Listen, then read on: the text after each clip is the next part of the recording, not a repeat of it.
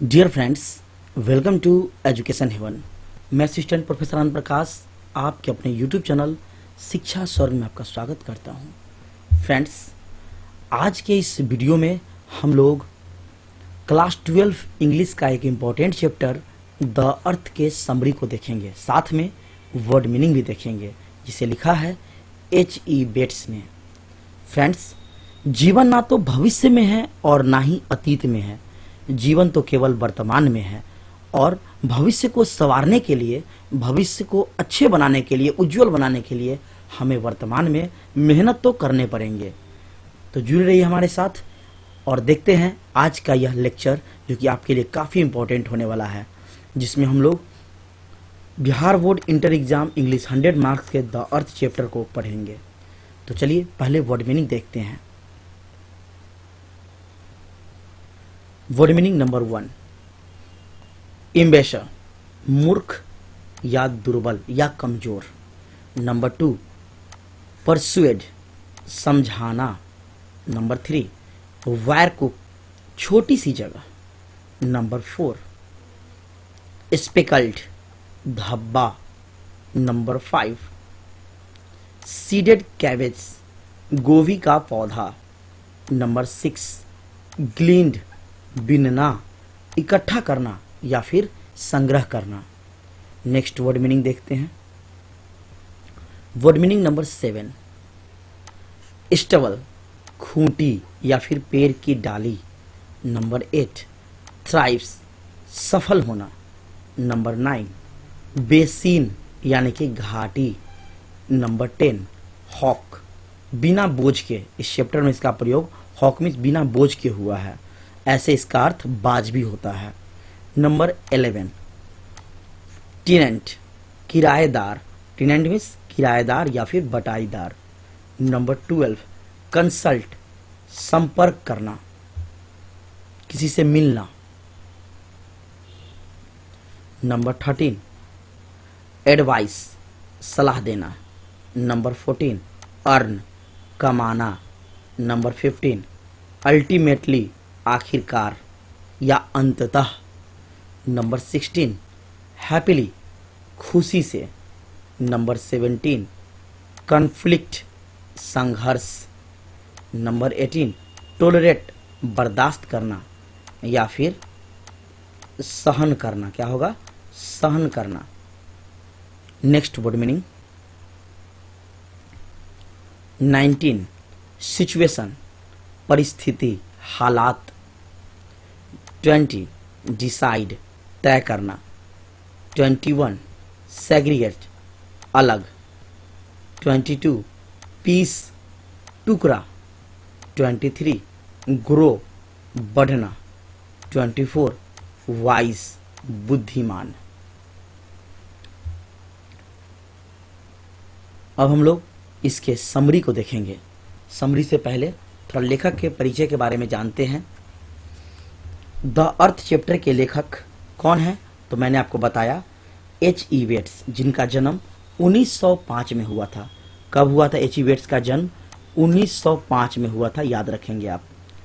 उनका जन्म केंद्रीय इंग्लैंड के नॉर्थम्पटन में हुआ था और वह एक लोकप्रिय कहानीकार थे। वे पत्रकार का भी काम किए थे। H.E. बेट्स पत्रकार का भी काम किए थे।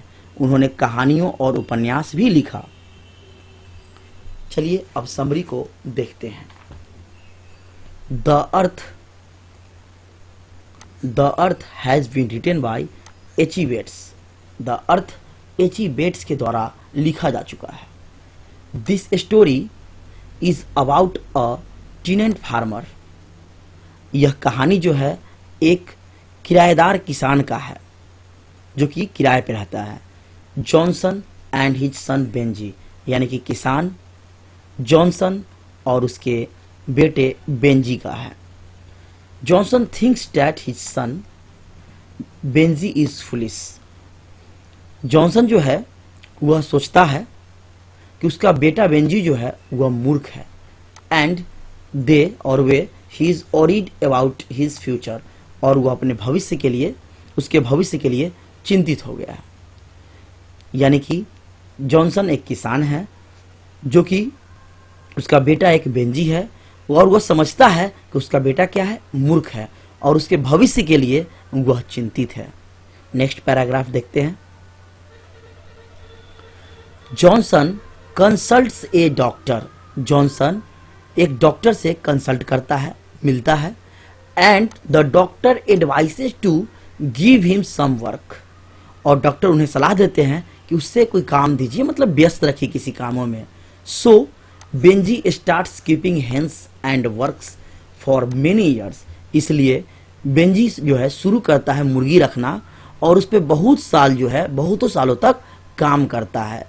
हिज बिजनेस ग्रोज, उसका बिजनेस व्यापार जो है बढ़ता है, and he earns a lot of money, और वो बहुत सारा ढेर सारा पैसा कमाता है।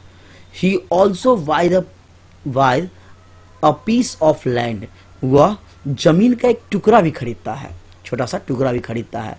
His parents now understand that he is wise, उसके माता पिता यानी उसके पिता पेरेंट्स समझते हैं कि अब वह बुद्धिमान हो गया है। कौन? बेंजी अब बुद्धिमान हो चुका है। His business now runs on a big scale, उसका बिजनेस जो है बड़े पैमाने पर, स्केल मीन्स होता है आपका पैमाना, बड़े पैमाने पर जो है रन कर रहा है, आगे बढ़ रहा है। Many labours work in his company, बहुत सारे जो वर्कर है वह उसकी कंपनी में काम करते हैं। Florence an intelligent and honest girl is one of them, उन्हीं में से एक लड़की थी फ्लोरेंस, जो कि तेज और ईमानदार लड़की थी। सी हैज ऑल गुड क्वालिटीज, उसमें बहुत सारे गुण थे, सभी प्रकार के उसमें अच्छे गुण थे, बट नॉट ब्यूटीफुल, लेकिन वह सुंदर नहीं थी।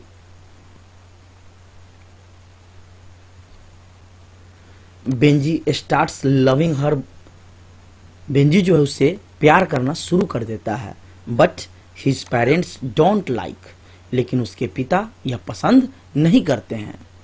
Florence because she is not beautiful, क्यों पसंद नहीं करते हैं? क्योंकि वह सुंदर नहीं है। अल्टीमेटली, आखिरकार Benji gets marriage her, Benji उससे शादी कर लेता है, and lives happily with parents, और वह जो है माता पिता के साथ खुशी खुशी रहने लगता है। नाउ कॉन्फ्लिक्ट बिटवीन सास एंड बहू स्टार्ट्स, अब जो है सास और बहू के बीच जो है संघर्ष शुरू हो जाता है। Benji can't tolerate this situation daily, Benji जो है प्रत्येक दिन के इस हालात से, इस स्थिति को वह सहन नहीं कर सकता है, बर्दाश्त नहीं कर सका। सो इसीलिए one day he decides to send parents in other home to live separately, इसीलिए वह एक दिन तय करता है कि अपने माता पिता से जो है, देखिए यहाँ लिखा है he decides to send parents, वह तय करता है अपने माता पिता को भेज दे, इन अदर होम, दूसरे घर पे, टू लिव सेपरेटली, अलग रहने के लिए, यानी अब अलग अलग रहेंगे। तो फ्रेंड्स, मैंने आपको बेंजी की एक बेहतरीन कहानी बताया, जो कि यह चैप्टर H.E. बेट्स के द्वारा लिखा गया है, द अर्थ, और यह आपके लिए काफ़ी इम्पोर्टेंट है। मैंने आपको इसमें पूर्ण रूप से अच्छे से कहानी बता दिया है, वर्ड मीनिंग के साथ अच्छे से आप देखें, एक दो बार देखें और इसे समझें। फिर मैं आपको नेक्स्ट वीडियो में इसका ऑब्जेक्टिव बताऊंगा, जिससे आपको आसानी से यह चैप्टर याद हो जाएगा।